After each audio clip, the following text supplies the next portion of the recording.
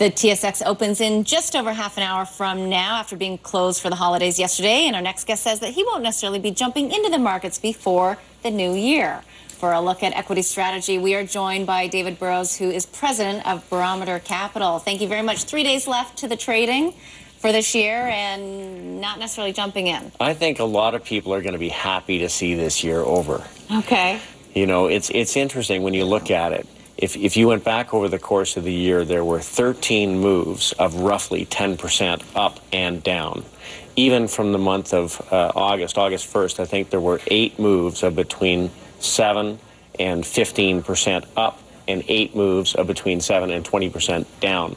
So that kind of volatility has made it very difficult for a lot of investors. And just to put that in context, that's extremely unusual volatility in historical perspective. It's extreme. You have to go back into the 1930s to find that kind of intraday short 1 and 2 week swings, which has made it tough for a lot of investors, certainly taken a toll on psychology. But David, don't you also agree, though, that you know, when you have thin markets like we do right now, that moves can be exacerbated? So if you're sitting there as a money manager and you've got a large position, you've got to keep your eyes on what's going on in case you see an exaggerated move either way. Absolutely. You know, that's kind of volatility is telling. It's not healthy when markets are behaving that way. It means the markets aren't deep on either side, the bid or the offer. And you really have to pick your spots. And so we think going forward, this year, very similar, this upcoming year, very similar to the last year, you're really going to have to pick your spots. This is not going to be a market for index investors. I think you really have to focus in the key themes and take advantage of sort of market strength where it shows itself and avoid some big parts of the market. We were just talking before we came on air, and you were sort of saying, look, I think a lot of the themes of 2011 are going to continue in 2012. One of the ones you were mentioning was yield and search for yield. So you think that those who have invested heavily in yielding vehicles, whether those be stocks or bonds, are going to be happy to stick with that strategy for a while longer? I think so. When investor taste changes, it changes for a long period of time. If you went back to the 1930s, which is, of course, a very difficult time for stock markets, during that period of time, dividend yield was everything. In fact, the only reason you bought a stock is because the yield was higher than it was on a bond, as it is right now, right? Now, at that time, though, they were paying out 90% of their earnings by way of a payout ratio.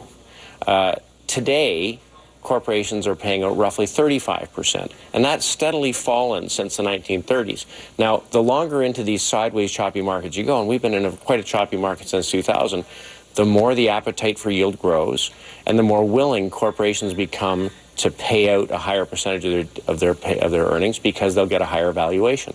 So we've seen a marked uptick in dividend increases, and the companies that are doing that are benefiting in the market. So we think that that will be a focus going forward. But David, there's also the risk, or the other side of it is that that sentiment can change quickly and that you can have overcrowded trades, i.e. dividend yielding trades. Yes. So what's the risk for you on that front? And what are you going to be watching to make sure you're cognizant of when that shift happens and you can get out faster than the next person? Well, I think you really have to, as I said, pick your spots. It's not so much just about the yield that you can garner. It's finding a yield instrument that can show some growth in the dividend.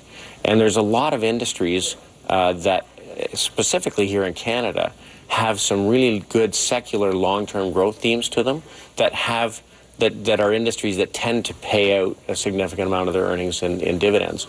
And I think that you have to find those spots. It's just not about a hunt for anything yield-bearing. But of course, one of the risks is if you thought interest rates were going higher, that would be a concern.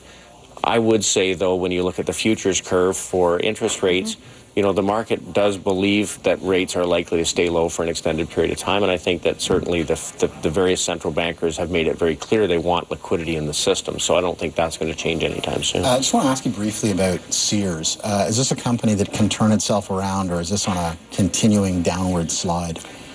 You know, it's very hard to turn companies around. When you are losing in your industry, you're losing your best employees, you've got a higher cost of capital than your competitors. We would far rather focus on winners in an industry like a Costco or a Target, you know, coming to Canada. Those, I think, would be far more interesting.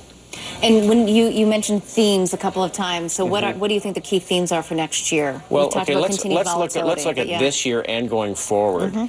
you know, the oil production coming out of Western Canada is going to continue to grow. If you just take the current oil sands projects that are in process, we're going to go from producing 1.5 million barrels a day to 4.5 million barrels a day over the next 6-7 years. So that means that, first of all, there's going to be lots of new oil production coming on, but that is great news for the midstream energy companies. And so the pipelines and the gas processors, there's a built-in growth rate there that is very attractive, really regardless of oil price, unless we think that oil prices are kind of going below $50 a barrel. So that's something we think is really interesting. And, you know, we like companies like Interpipe and Provident and Pembina. You know, Interpipe will grow their dividend 5 to 7% a year for the next 5 years. They'll grow their cash flows 9-10%. And it's pretty much an in-the-bag thing. Is it? Like, what is the risk? Well, the risk is that we decide we don't want bitumen from the oil sands. Because basically their business is, a big part of their business is shipping condensate or liquefied natural gas from Fort Saskatchewan up to Fort McMurray. And then they turn around and the oil companies use that condensate to move bitumen through the pipeline south.